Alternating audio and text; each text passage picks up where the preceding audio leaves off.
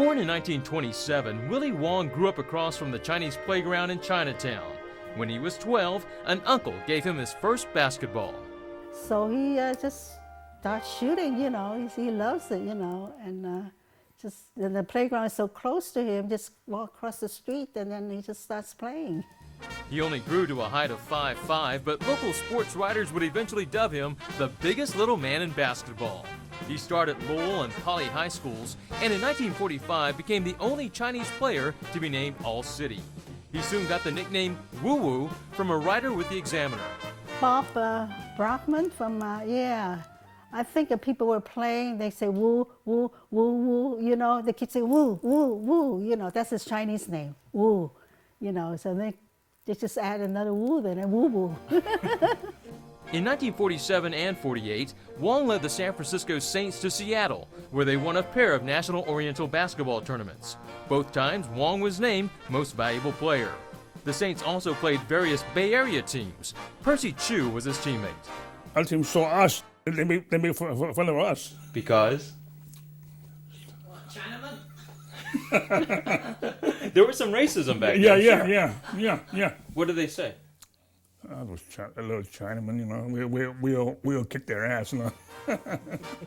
More often than not, the Saints, led by Wong, would earn their respect. Somebody hit him and knocked his 2 teeth off, and then they took him to the dentist. They put it back on, and then he rushed back to the game and he started playing again, and they won. Wong's ability caught the eye of USF head coach Pete Newell. In 1949, he joined the Dons and became the first Chinese American to play basketball for a Division I school.